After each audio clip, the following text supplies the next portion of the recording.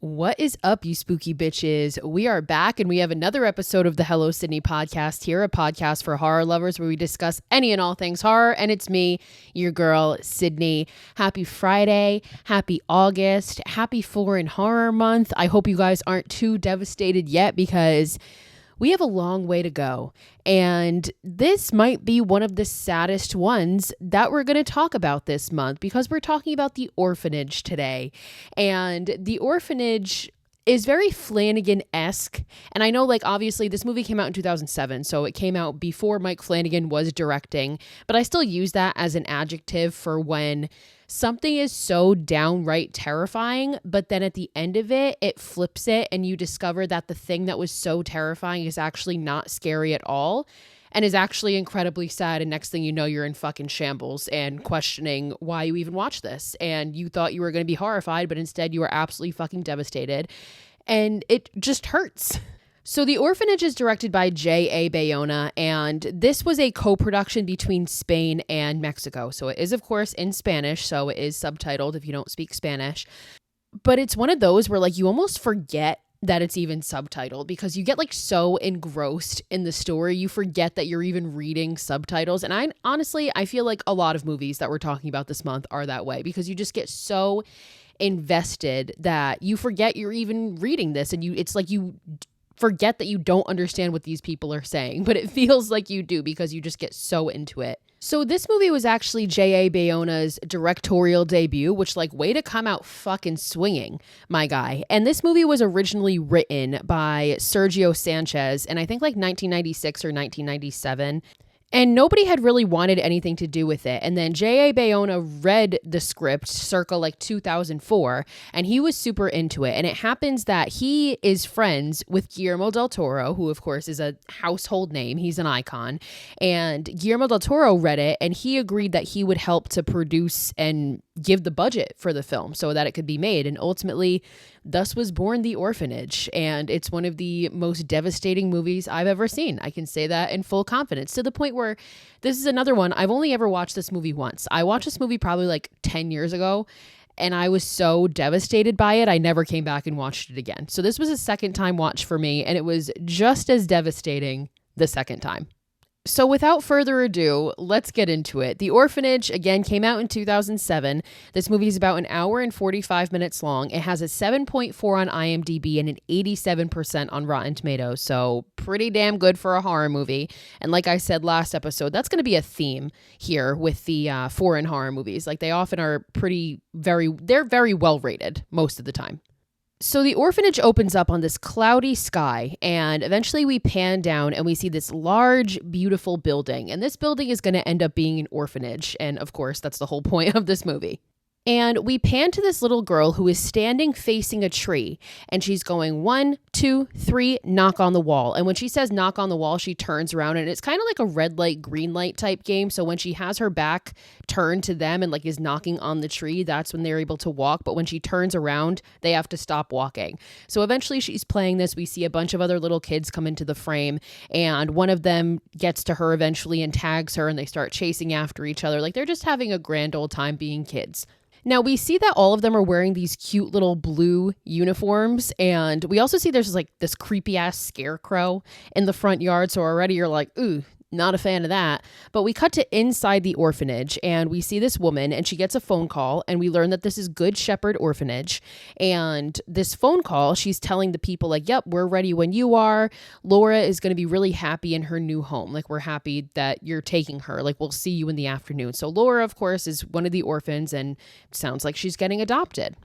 So the woman goes outside and watches the kids play, one of those kids being Laura, and she kind of thinks out loud about how, wow, Laura, your friends are really going to miss you here. We then get the opening credits, and when we cut back, we see this woman, and she is getting awoken by her kid shouting mommy. And this is actually going to be adult Laura. So Laura has grown up. She has a family of her own now, and her husband, who is sleeping next to her, his name is Carlos, and he's like, ugh, it's my turn, I'll go get him. But then he gets up. He doesn't get up. He's absolutely fucking useless. He just falls back asleep. So Laura's like, okay, whatever. So she gets up and she goes to her son's room, and it turns out her son's name is Simon. He's fucking adorable. This kid is so cute.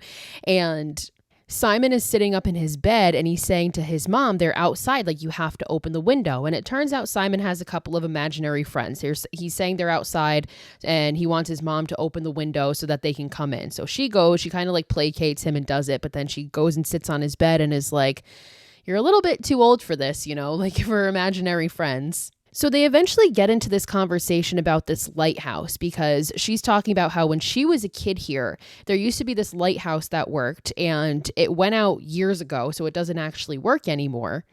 And Simon's saying, like, I wish it worked so like the light would shine through my room. And Laura, being the great mom that she is and trying to comfort him, is like, well, it does work. It's just invisible and it protects us from danger. And she points his head towards the lighthouse outside of his window. And she grabs his alarm clock, which is metal, and she uses it and like uses the reflection of the moonlight to make it look like the lighthouse lit up. And like Simon gets all happy and he's comforted by that. It's really cute. So Simon then asks her, why can't those kids who are coming to stay with us stay at home? And Laura explains to him because those kids are special and they need special attention. So we're going to help take care of them. And we eventually see her walk out and we learn that she lives in the orphanage that she grew up in. So she lived in this orphanage. Obviously, we know from the opening scene, she was adopted. She ended up moving back into this orphanage after it closed. And her plan is she's going to reopen it again to be a home for children with special needs. So we see like all movers and everything, like bringing stuff in, getting the place ready. And Laura sees her husband Carlos playing the piano. She goes over to play with him. And then Simon comes downstairs in this little superhero outfit. Like this kid, he's really so freaking cute. And he asks his dad to play with him. And his dad is like, yeah, I'll play with you later. And he makes him take a pill. And we don't know what this pill is for yet, but he makes him take his like daily pill.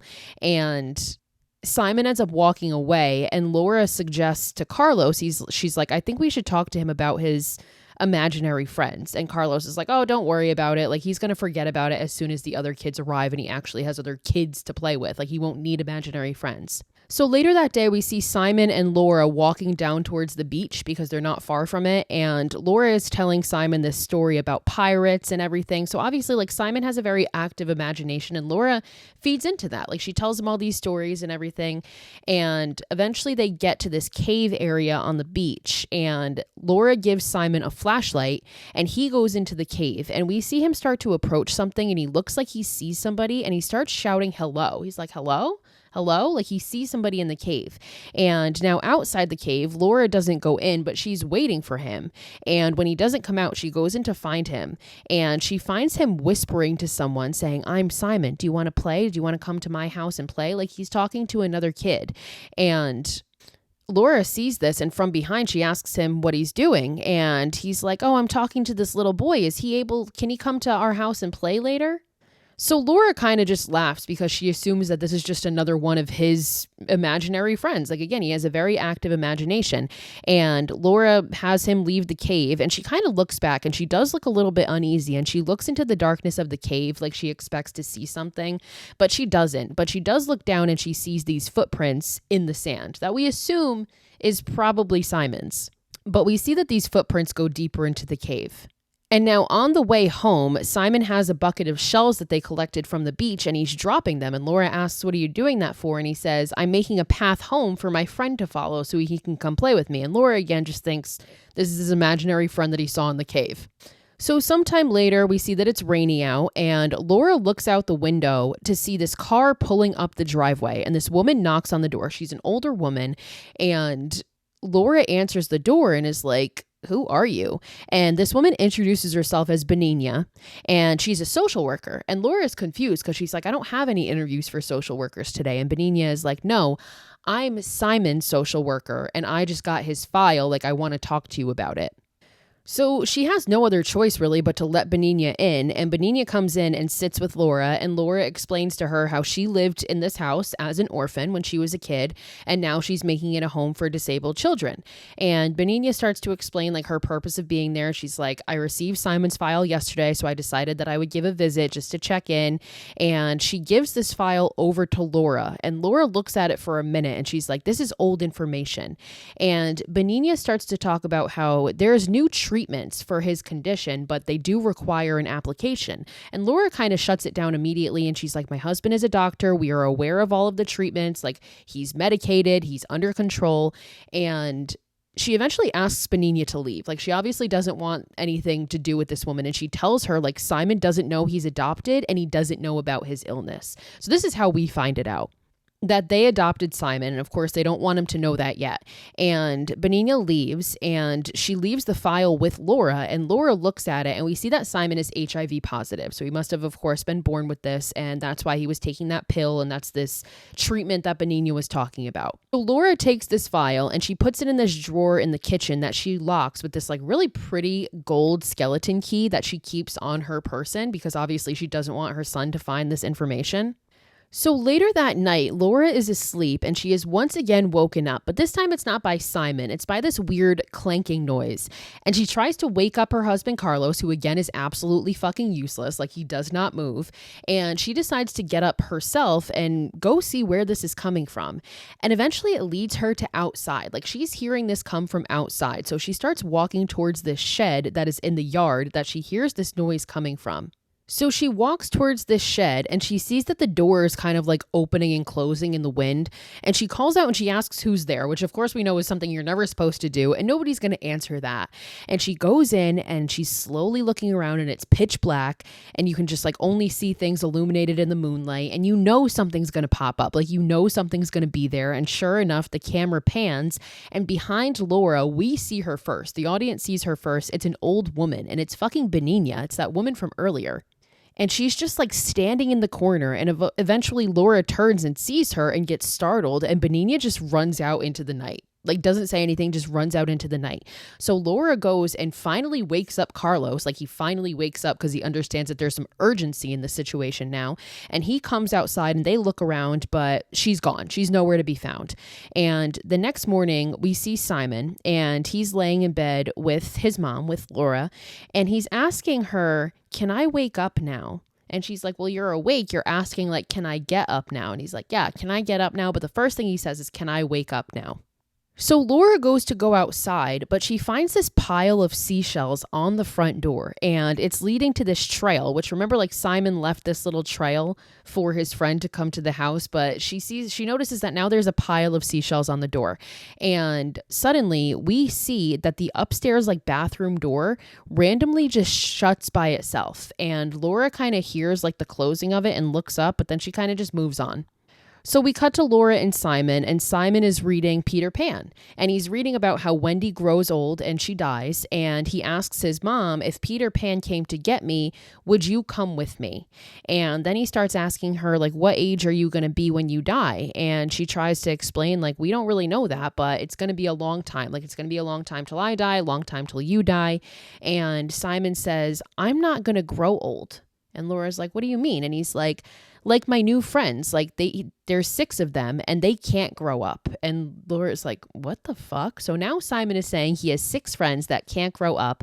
And this whole little Peter Pan conversation is going to be kind of a foreshadowing. So sure enough, Laura starts looking around and she finds this drawing of 6 kids that Simon did. So it's 6 of those little kids, and all of them are wearing the uniforms that we had seen the kids wearing in the opening of the movie. And one of them has this like weird sack on his head. Like, it's this just brown sack, but it has like eyes and a nose and a face drawn into it. So Simon sees Laura looking at this and he's like, they play a game. They steal your treasure, and it's something that you love. It's something that's special to you, and you have to find it. And if you find it, they grant you a wish. And he says that his special treasure is these gold coins that he had, and they're missing. Like, the kids took them, they're hiding them. So he takes his mom to his room, and he shows her that they were in this little container, and now his baby teeth are in there. And Laura is like, how'd you get your baby teeth? Like, I keep them somewhere. And he's like, well, show me where you keep them. So they go to her room, and they look in this little jar where his baby teeth are supposed to be, but the baby teeth are no longer there.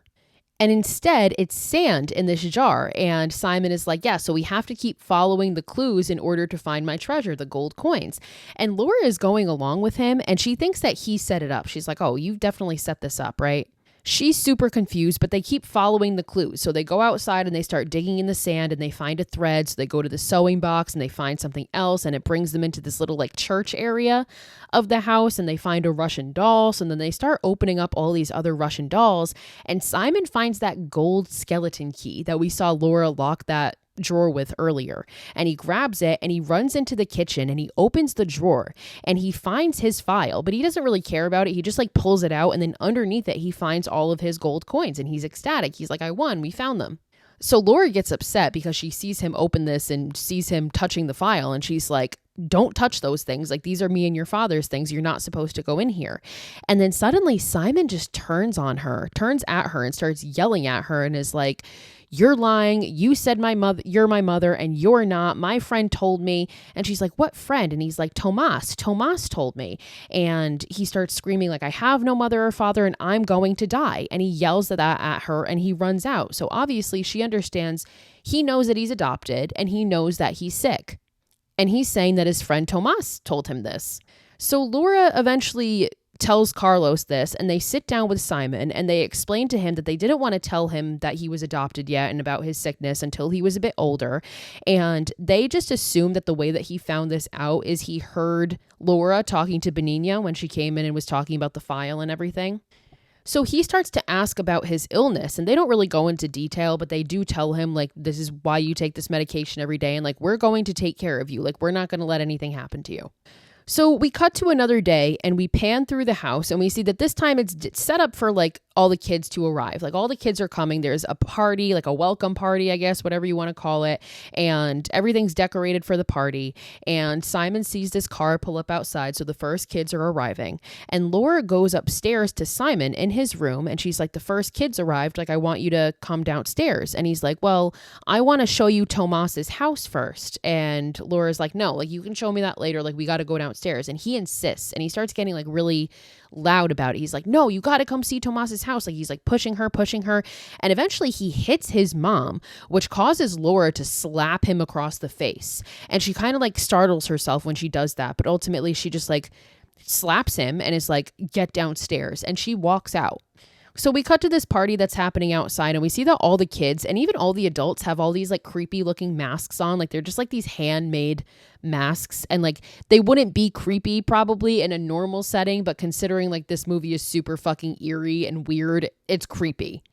So Laura's down at the party and she thinks she sees a woman, and from the back she thinks it's Benigna, but the woman turns around and it's not. It's just another woman. So she's seeing things. She kind of like relaxes a little bit. But then Laura walks by, and as she walks by, she doesn't see it, but we, the audience, see this little kid, and it's a kid who has that like little uniform dress on, and he's also wearing this sack on his head, like that drawing that Simon made. And I'm going to put up a picture of it here if you guys are watching the video episode, which, by the way, I put them on YouTube now too if you don't have Spotify. So this is what the kid looks like, and this kid's so fucking creepy looking. Like, this movie, at least at this point until the end, is the definition of FTK, like fuck them kids, because this kid is so fucking terrifying looking. Like, it's such a simple concept. Like, it's literally just a sack on his head with like features drawn into it, but it's so effective and so fucking creepy. So as we kind of zoom in on this kid, we see that the name Tomas is sewn into his uniform. So we know this is the kid that Simon has been seeing. So Laura goes inside and she starts looking around for Simon because he still hasn't come down. So she's looking around, she can't find him.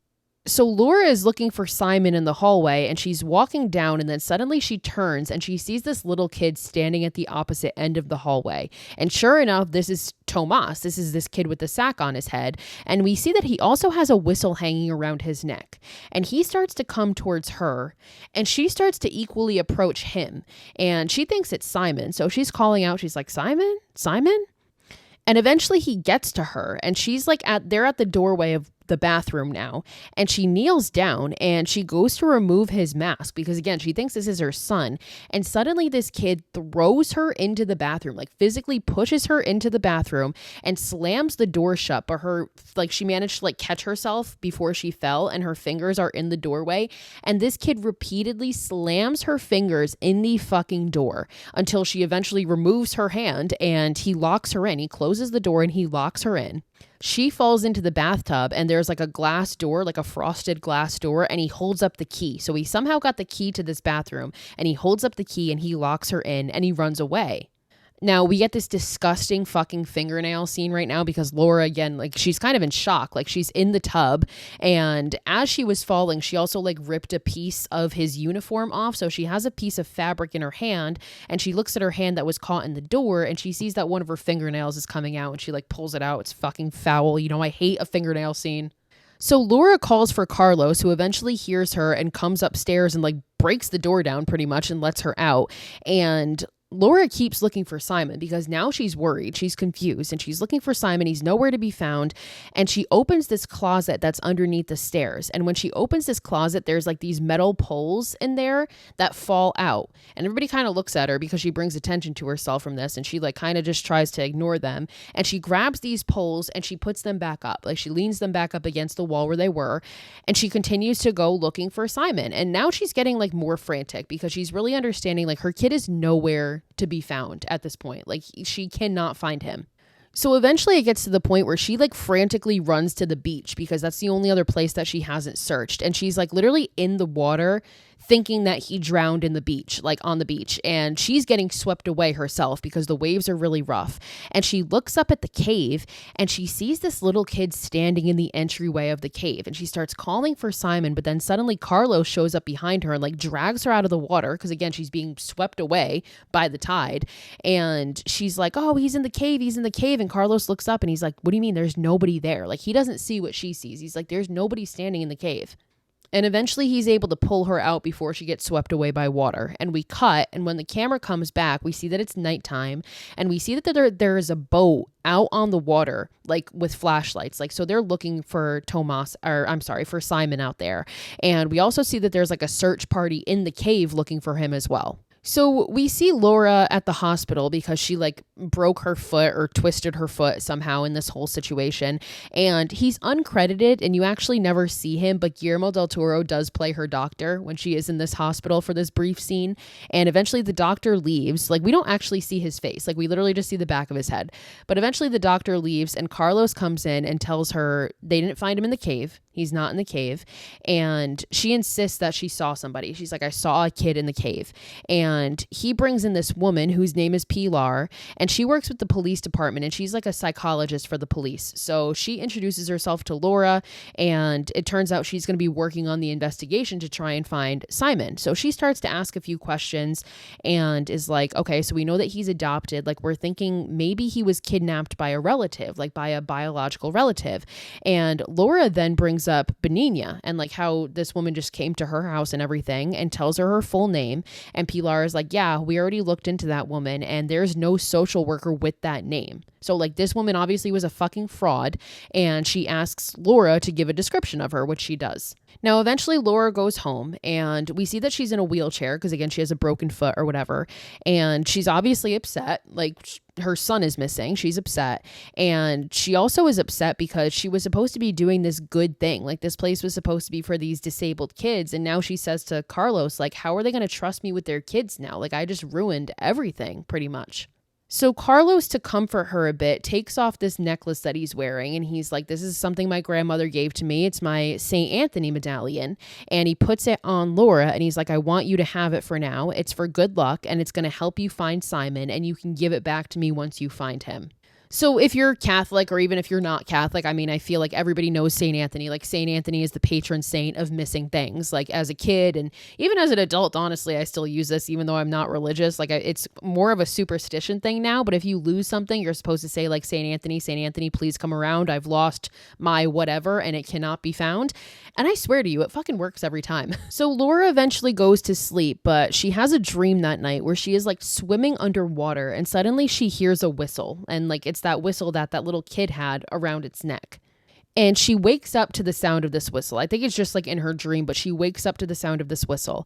And she goes out into the hallway where she starts to hear this like rumbling noise coming from the walls. And she listens. And eventually she hears this like loud banging noise coming from inside the wall. And she calls out for Carlos. And Carlos wakes up and she goes into this room where she thinks that the rumbling and like the banging noise came from, and she sees this blanket and it seems like there's a shape underneath there. So she goes to it frantically and takes the blanket off, and underneath it's just a doll. So she thought it was going to be Simon under there, but it's not. It was just a doll. So we cut to daytime and nobody's standing in front of the door. Like, it's kind of earlier how this door just closed on its own, but it's that same bathroom door, and the door kind of creaks open and we see that there's like nobody around it and it slams shut. So again, like, we know there's some paranormal activity going on in this house, like doors are closing by themselves. And eventually we cut to this news report, and this news report is talking about how 7-year-old Simon disappeared. There's still no trace of him, and this was 6 months ago. So we've now cut 6 months ahead, and Simon still has not been found. And the news is talking about how he has an illness, he's sick, and he needs his medication. So we see that Laura has joined a support group, and she's there with Carlos, and she's talking about how her son is still missing. There's no trace of him. He always had imaginary friends, and we never paid attention to it, but I think that these friends are in the house. And everybody kind of just looks at her like she's insane, but like not insane at the same time, because the group leader kind of brings up how, you know, when we lose somebody, it's pretty normal to feel their presence even after they're gone. And he's like, he kind of puts it on the group, and he's like, how many of you have had that happen to you and who have like seen somebody after they died? And every single person in the group raises their hand. So they're all kind of just, they obviously don't believe her that there's anything actually in the house. They think it's all just like in her head and just like a coping mechanism. But Laura insists. She continues on and she's like, my son is not dead. His friends took him, and I will do whatever it takes to find him. Like, I am not crazy. And of course, they all look at her like she's crazy, like her own husband included. So Laura and Carlos drive home. They pass a missing poster of Simon. They have those hanging up all over town. And eventually they stop at this red light. And as they're stopped at this red light, this woman is crossing the street in front of them on the crosswalk. And when Laura looks up, she sees that it's fucking Benigna. It's this bitch. And she's pushing a baby carriage. So Laura gets out of the car and she calls out her name. She's like, Benigna. And Benigna stops and turns around and looks at her. But when she stops, she is hit by a car, a fucking ambulance to be exact. So I guess if you're going to be hit by a car, like, it's best to be hit by an ambulance. But yeah, she gets fucking rocked. Her shit gets rocked by a fucking ambulance. And she like gets flung. And the baby carriage that she had is now stuck underneath the wheels of the ambulance. So everybody gets out of the car, everybody starts running to Benigna, but Laura sees the carriage and she starts running to it thinking that Simon might have been in it or something. But when she goes to investigate, she finds that the only thing that's there is this doll, and this little doll has that same blue uniform on and that same weird sack on its head. So Laura goes over to Benigna, and Carlos is there trying to give her CPR because remember, he's a doctor, and he just stops eventually and he looks at Laura and he shakes his head and says she's dead, like she just died. And Laura looks down at her and Carlos covers her face, and Laura looks down at her and sees that she's wearing this whistle, this silver whistle around her neck, and she goes to grab it, and we get a jump scare when Benigna suddenly comes back to life and she grabs Laura's hand and she sits up a little bit, enough for the thing to like the cover to fall off her face, and we see that her face is all fucked up, like her jaw is ripped open, like her tongue is hanging out, and she just like looks at Laura, and then she actually dies. She dies in the street. So eventually Laura and Carlos meet with Pilar, and Pilar has these old pictures of Laura from when she was a kid, along with all the other kids that were in the orphanage. And she's showing her these pictures, and Laura's like, yes, these were my friends. I remember them. And she's pointing out their names. She's like, this was Anna, whoever, like this was Guillermo. There is one that's named Guillermo, of course, after Guillermo del Toro. And she names all the kids, and she can't remember any of the workers, but Pilar points out one of the workers and she's like, that's Benigna. So she's in the picture too, and it turns out she worked at the orphanage. And Laura says how she doesn't remember her. And Pilar explains like she wasn't really there for a long time. She had a son named Tomas, and he was deformed. He had a facial deformity, so she kept him away from the other kids, and nobody even knew about him. So it was a total shock when they found the body. And this is intercut with Laura finding this footage, or being given some footage from the orphanage from Pilar, and she's watching it. And we see in this footage like Benigna as a younger adult working at this orphanage, and she has this kid with her, and it's the kid in the creepy sack mask. It's Tomas. It's her son. And Laura goes on to ask Pilar, like, what do you mean when they found the body? And Pilar explains that Tomas disappeared while playing, and his body was eventually found on the beach in the cave shortly after. And eventually the kids that were in the orphanage admitted that they had played a trick on him where they basically like stole his mask, and they made him go into the cave to find it, but it wasn't actually in the cave. And because he was so embarrassed by his facial deformity, he didn't come out of the cave. And eventually he drowned in there. Like the water rose and the tide came up and he drowned in the cave and he died. And they found his body in there. And the children weren't blamed because, you know, they were just playing a game. They didn't know this was going to happen, but it was their fault. So Laura sees this photo and like sees this footage of this kid in this sack mask, and she tells them like, this kid was in our house. And Pilar is like, I asked everybody else who was at that party and nobody else saw this child. Nobody saw him. So Laura continues to watch this video and she sees Tomas, and we see him from the back and he doesn't have his mask on and he's sitting at this little desk and he's drawing, and suddenly he turns around and we do see how deformed his face is. So it looks like he's like almost very badly burned. Like it's a very significant deformity. So like obviously as a kid, you'd be embarrassed by that. I mean, obviously as anybody, you'd be uncomfortable with that, right? So that's why he always wore this mask. So this scene is pretty creepy because we cut to nighttime and we see Laura in bed and her back is facing the door. This is one of the many reasons why I will never face my back to a door when I sleep, because we get this shot of her like from the front so we can see her, but behind her we can see the door creak open slightly and we see somebody get into bed with her. We don't see a person, but we like see the bed go down and she feels somebody get into bed with her, you can tell. And she starts talking to this person because she assumes that it's her husband, and she starts talking about Simon and kind of like reminiscing about how he used to be and how he used to play. But then suddenly she looks at the door that's at her feet, which is going to be their bathroom door, and she sees that the light is on and she sees a shadow underneath it. And she panics and she says, Carlos, there's somebody in the bathroom. And the bathroom door opens up and sure enough, that's Carlos. He's in the fucking bathroom. So Laura sits up and she looks beside her and there's no one there. So Carlos is like, what the fuck? What are you doing? And she explains to him like somebody was just here. And of course he just thinks that she's insane. He's like, no, like I just got up. You're dreaming, whatever. Like, of course, this is like your quintessential man does not believe the wife movie. Like he never believes her. So Laura at this point is desperate and she's willing to try anything. So she decides that she is going to go to this paranormal lecture, and she goes to it, and there's this guy who is lecturing and he is talking about doppelgangers. And he's basically saying that if you see your own doppelganger, it's basically an omen. Like it's a passport to the other world when you see your doppelganger. So after he gives his lecture, Laura meets with him and explains the weird things that are happening in the house and how they seem to be linked with the disappearance of her son. And she pulls out that fabric that she had pulled from the kid with the sack mask when he pushed her into the bathroom and she lost her fingernail. And she explains how she tore this from Tomas's clothing that day. So she knows that he was there because she has proof. Like she has this piece of fabric. And she's like, this kid died 30 years prior, but he's in my house. Like, I know he is.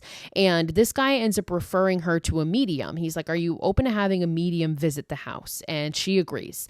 And we cut to this medium. Her name is going to be Aurora. We cut to the medium in the house. And she's there with her team. So we have the paranormal guy that was just giving the lecture. We have Aurora's assistant, or whatever you want to call it, Enrique. And he explains how she wants an old object from the house. It has to be something that's related to the house's history, like a piece of clothing or something. And Aurora looks up and she looks at them and she says, we're not alone. And suddenly the doorbell rings. So she could like sense this person coming. So when they go to get the door, Carlos goes to get it. And it turns out it's Pilar. And he says that she wants to attend the session, and Aurora agrees. She says that's fine. So Aurora ends up taking this doll. That's the object that Laura found her. And she takes this doll and she's in this room by herself, and they set up cameras that are facing her. So Enrique and Laura and everybody else watch from a different room. And Enrique explains that the reason that she needs an object that's connected to the house is to facilitate a trance and begin the regression. And basically it's like a psychic summoning and almost like time travel. So she's going to be able to like see the house's past using this object. So the paranormal lecturer goes like over a microphone and he starts hypnotizing her. So he like counts back from 10 and he's like, after I count back from 10, you're going to be able to see like the past, present, and future of this house, essentially. Like you're going to be able to see anybody that's hiding in this house from the past. So he counts down from 10, and when she wakes up out of this, she says that it's cold. She comments about how cold it is, and Aurora gets up, and she asks if there's anybody or anything in the room with her, and she starts to tell the rest of them, like, I hear something, and it sounds like children at the end of the hall. So she walks out, and she starts to follow these voices that she's apparently hearing, and she asks them, like, why are you crying? And sure enough, downstairs, through the radio, through the intercom, they start to hear the children's voices as well. And these kids are crying, they sound upset, and the kids are saying, like, we're sick, and they're screaming, like they're obviously in pain. And Aurora tells them to open the door. She's like, open the door, don't be afraid. She's at this door now. She's like, don't be afraid, I'm here to help you. And eventually Aurora opens the door, and we don't see what's inside there, but we get a glimpse of Aurora's face, and her face just drops, and she looks like she is absolutely distraught by what she is seeing. And now we also continue to hear these kids screaming like they are in pain and they're suffering. And Aurora asks, what have they done to you? And Aurora explains to the group, she's like, I see 5 kids. They're very sick and they're crying. They're dying. Like, these kids are dying. They're in pain. Who would want to poison you? It's like she's talking to the kids. Like, she's asking them, like, who would want to do this to you? Who would want to poison you? And now downstairs, they still hear the kids screaming through the radio as well. And the kids are screaming like, someone's going to kill us. And Laura gets on and she's like, is Simon there? And she asks Aurora multiple times if Simon is there. And Aurora says out loud, she's like, is Simon here? And nobody answers. The kids just keep screaming. And eventually the cameras start cutting out. So we can't see Aurora anymore. So the paranormal investigator, because we can't see her, he knows he's got to pull her out of this trance. So he starts to count down so that he can pull her out of the hypnosis. And when he gets to 1, like when he counts back from 10, the cameras come back on and she's in the original place and in the original room that she was in, and she comes to. So eventually when they meet up with her, Aurora explains to them what she saw, and she says that the house was different. Like, everything was from older times. Like, it looked like everything was from years ago. And the lighthouse, like the light from the lighthouse was coming through the window. So we know that she was seeing the house as it was when Laura lived there as a kid. And she tells Laura that she didn't see Simon, or at least she doesn't think that she did, because it was too dark. She couldn't recognize anybody, but there were children there. And Carlos chimes in and he's like, are you talking about ghosts? Like, no, bitch, we're talking, like, what the fuck do you think we're talking about, you stupid fuck? I hate this man.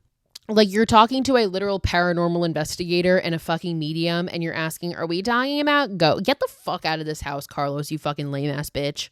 So Aurora explains that when something terrible happens, sometimes it leaves a trace, and this trace can be repeated over and over, and it's like an echo kind of just waiting to be heard. And Aurora looks down and realizes that Laura has scars on her wrists, and Aurora lifts up her shirt to show that she has scars on her wrists as well. And she says to Laura, we who have been close to death and who are close to death are more likely to hear those echoes. So that's why Laura is the one that's seeing all this shit in the house. And she looks at her because she has this moment of realization, and she's like, so my son could see those children because, and she trails off. But of course we understand that he was seeing them because he was technically close to death as well because he was sick.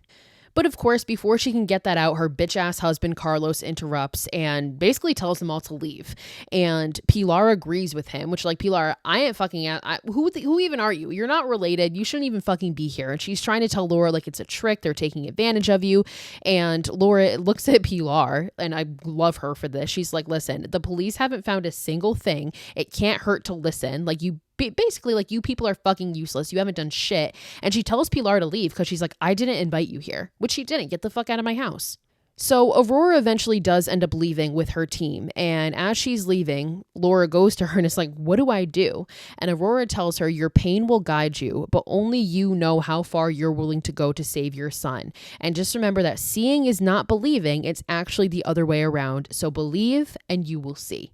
And that's the best advice she could possibly give her. And she leaves. So Laura goes inside, and Carlos is in this room where he has all these, like, maps and pictures of his son. Like, it's almost like, you know, those conspiracy boards, not even conspiracy boards, but when people have, like, threads tied to this and to that, like, that's kind of what he has up, because obviously he has been trying to find his son as well and find any information that he can. But he's just doing it on the logical side of things and refusing to see anything else. And he and Laura kind of get into a fight about that at this point, because Carlos is taking down all this stuff from the walls and he's like, I don't think we should stay here. Like, I think we need to leave for a while. And Laura basically is like, I'm not leaving. Like, the children are here. I'm not leaving.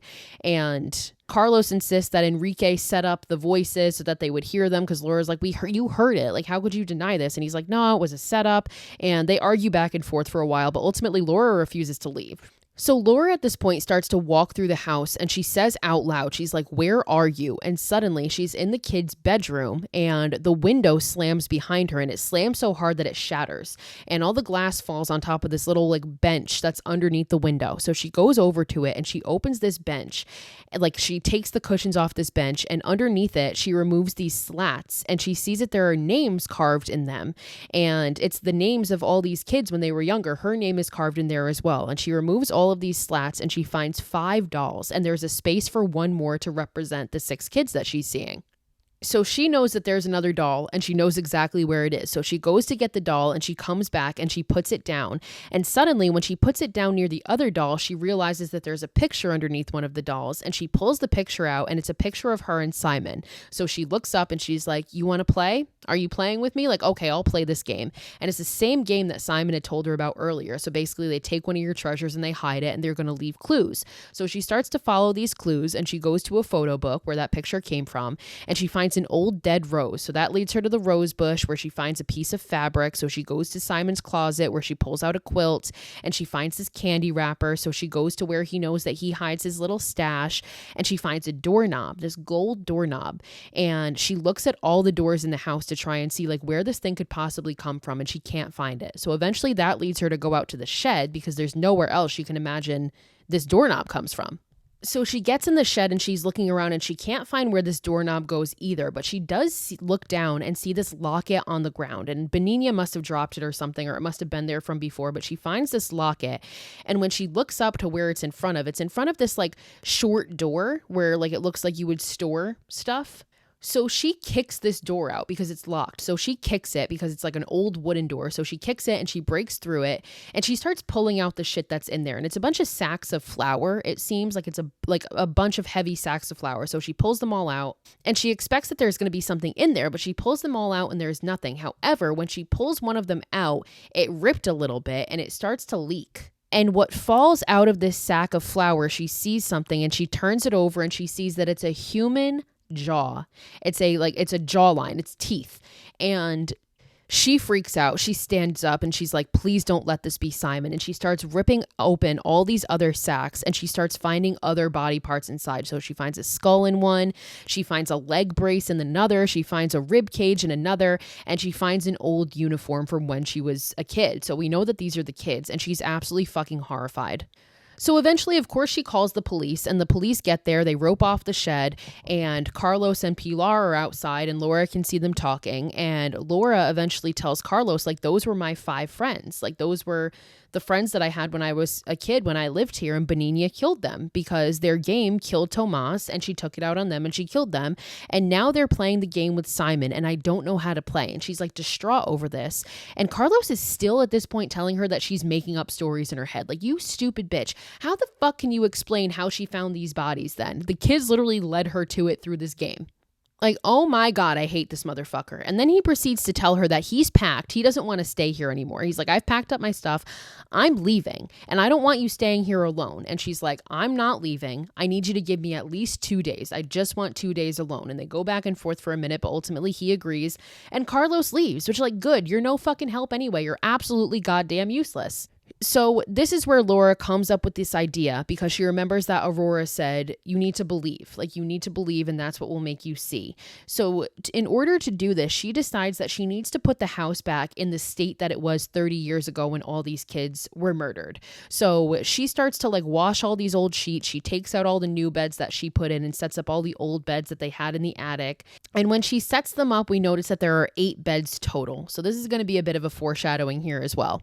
But ultimately, she again makes the whole place look like it did 30 years ago. She puts on a uniform herself, and she takes that gold doorknob that she had found earlier that she still doesn't know where it came from, but she puts it in her pocket, and she rings the dinner bell like they would when they were kids. And we see that she is sitting at the kitchen table by herself, but she has all these other places set up for all the kids. And she says grace, and she like waits for a couple minutes, and then she gets up and she's pissed. She's mad. She starts yelling. She's like, what else do you want from me? Like, I have no time. I'm doing all that I can. What do you want? And then she turns around, and as she turns around, she gets an idea, and she's like, okay, you want to keep playing? I'll play a game with you, and then you tell me where Simon is. So this is like the most iconic scene of this movie. This was actually like, if you guys watch the Shudder 100 horror movie moments, like this was the moment from this movie that was in it, because Laura goes into this big room and it's all dark. She doesn't turn any lights on. It's just illuminated by moonlight again. And she turns to face the wall, and her back then is like facing the door, so she can't see anything. And she plays that game that she played with them when they were kids. So she goes 1, 2, 3, knock on the wall. And she looks the first time and nobody's there. So she turns and she does it again. And I love the way that this scene is shot, because it's just one continuous shot. Like it's like 1, 2, 3, knock on the wall. And when she turns around, the camera turns with it. So we kind of get her POV, and then we turn back to her. So she does it again, and the second time, nobody there.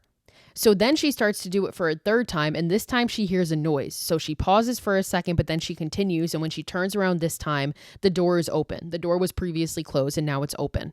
And she turns and she does it again. 1, 2, 3, knock on the wall. And this time she turns around, and there is one kid standing there. One little kid in that old little uniform. So she turns, she does it again. And this time when she turns, it's all of the kids. I think it's just the 5 of them at this point, because it's not including Tomas. But she turns around and she does it again. And when she turns back, all the kids are closer now. And now she turns to do it again. And as she's doing 1, 2, 3, we see this little hand come up over her shoulder and just tap her. So she turns and she sees all the kids start running, because that's the game. It's like a game of tag, it turns into essentially. And she runs after one specifically. And this little girl is going into the closet that's underneath the stairs that we had seen her looking for Simon in earlier. And she stops this little girl and she's like, please, like, I just want to find Simon. And this little girl goes into the closet, and Laura follows her in, and the closet is empty. Like, it still has stuff in it, but the little girl is nowhere to be found. So Laura is like, okay, this must be where this must be a clue. So she starts searching the closet, and behind her, the door closes as she's in this closet. And when she turns to open it, she sees that the doorknob that is on the door to the closet is the same doorknob that she has in her pocket that was left for her. So Laura turns on a light bulb so she can see, and she starts like knocking at the walls. And sure enough, she finds a section of the wall that is hollow, and there's a crack in it. So she can see now that there's like a hidden door in this closet that she did not know about. And in order to get to this door, she's got to move these poles aside. It was the poles that had fallen out when she had opened the closet initially. And if you're like me, this is the moment when you figure out what happened. And oh my fucking God. But she ends up like moving these poles, and sure enough, she finds that hidden door, and she sees that there's a little hole in it, and she pulls out the doorknob, and sure enough, the doorknob fits in it just fine. So this is the doorknob to this little hidden door, and she opens it, and she sees stairs going down. So she goes down these stairs, and she turns on the lights. And the lights start to like flash on, because obviously it seems like they haven't been on in a while, and the lights start to flash on. And this is such a good moment, because Laura is turned like towards the camera, but behind her we see little Tomas in the creepy ass fucking mask. Like, we see him standing there in the light in one of the flashes, but then when we flash again, he's gone. So Laura starts to explore this little area downstairs, and we see that this must have been Tomas's room, like where Benigno was kind of hiding him away, because we see like a bunch of his drawings. We see a picture of him and his mother. And Laura hears this noise coming from behind her, and she goes to follow it, and she sees this blanket, and she calls out for Simon. And sure enough, little Simon turns towards her. He's underneath this blanket, and he's been under here. And she's just ecstatic. She can't believe she found her son. She's crying, and he asks her, why are you crying? And she hugs him, and she picks him up, and she comments like, oh, you're freezing. And she tells him, like, don't be afraid, I'll get you out of here. And she starts to hear these clanging noises coming from upstairs. And Simon tells her to stay and play with us. He's like, no, stay and play with us. But she continues to hear this banging upstairs, and it kind of intensifies. And she picks up Simon in this blanket, and she carries him. And she tells him, like, I want you to close your eyes, and I want you to think about when it was just us in this house. So kind of like go to a happy place. I want you to think about what you're going to be when you grow up. I want you to believe that it's just us in the house, like just for a minute, that Tomas and the others aren't real. And as she's saying this, the camera is like spinning around them in a circle. Like it's such a beautiful shot, and this dramatic music is playing. And the spinning is getting like faster and faster. And she tells them, like, close your eyes. And when you open your eyes, we're going to make them go away. So the camera continues to spin. And with him, Laura closes her eyes as well, really, really tight. And eventually when she opens them, suddenly the banging has stopped. All the lights downstairs are off as if they were never on. And she looks down and she's still holding this blanket. But when she lets go of the blanket, it's empty. There's nothing in there. Simon was never in the blanket. But when she looks up, she sees the railing on the stairs coming down. She sees that it's broken. And when she looks down on the ground, underneath where this broken railing is in, she sees a little body. Guys, I can't. And this little body has that sack mask on it.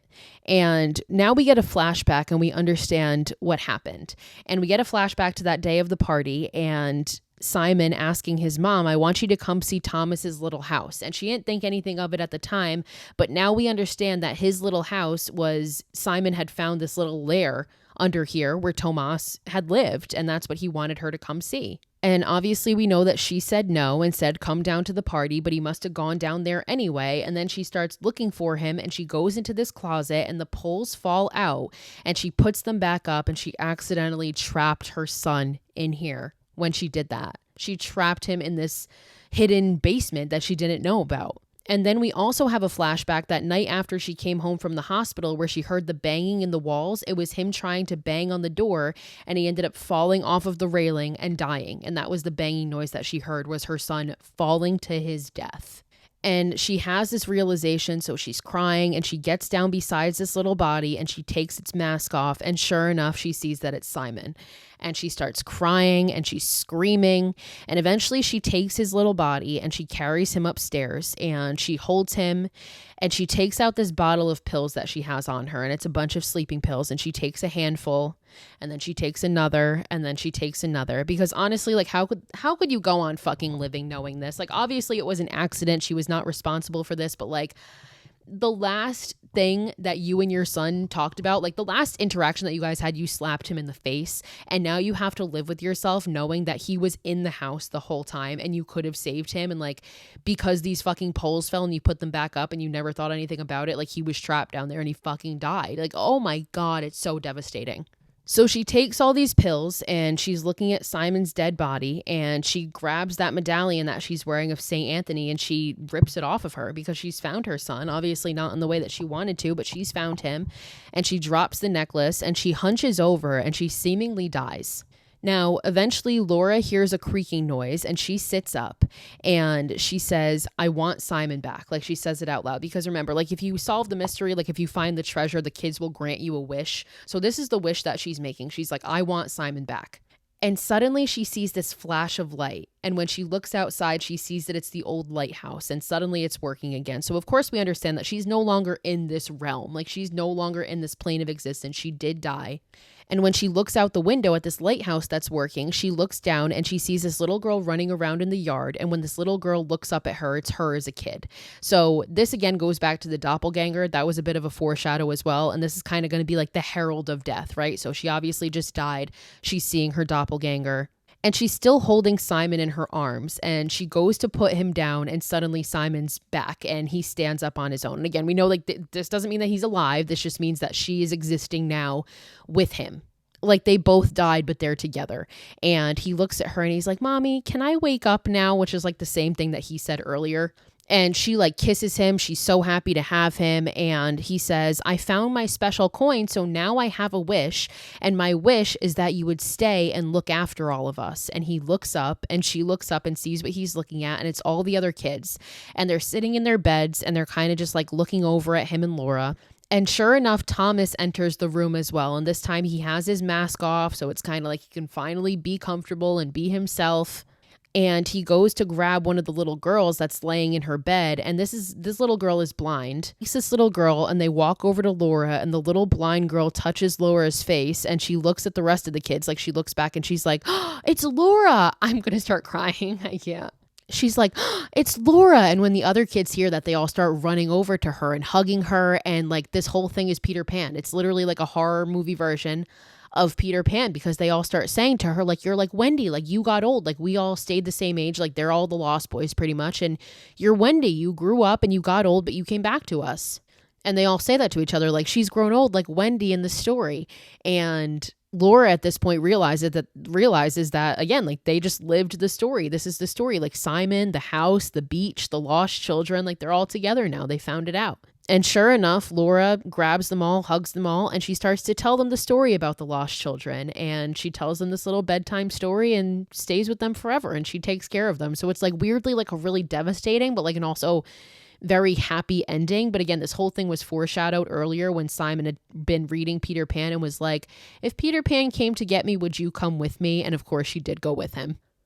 Not me crying. Jesus Christ, you sappy bitch. Anyway, we cut to some time later and we see Carlos. At least he has somewhat of a redemption arc here. Like he's at the ending. Okay, I guess, even though I fucking hated him this whole movie.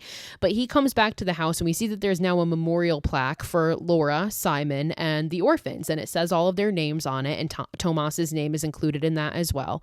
And Carlos puts roses in front of it.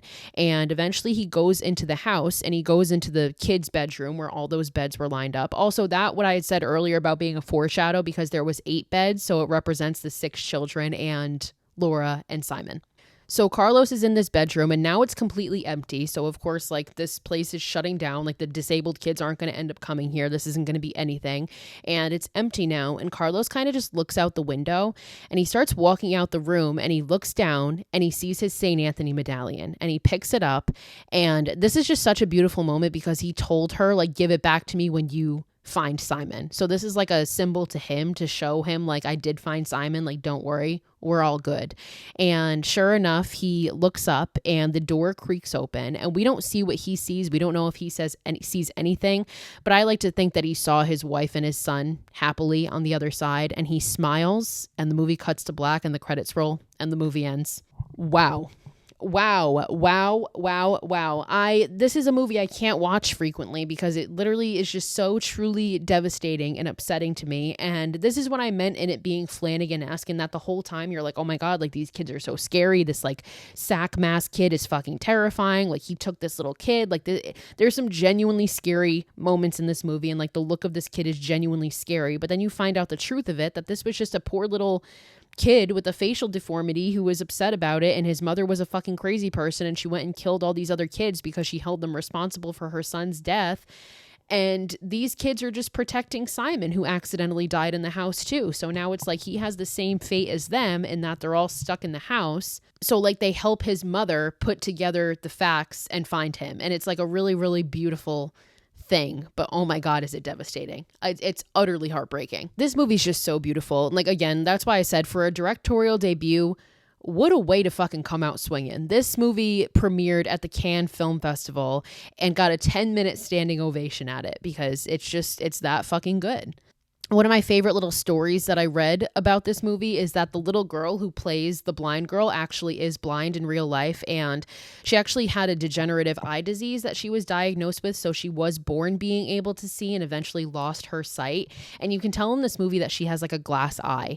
And I guess when the director first met her, he went up to her and he was like, oh, your eyes are really beautiful. And she says, thanks, I picked them out myself, because it turns out before she went fully blind, one of the last things that she did, her parents had her go pick out her own glass eyes.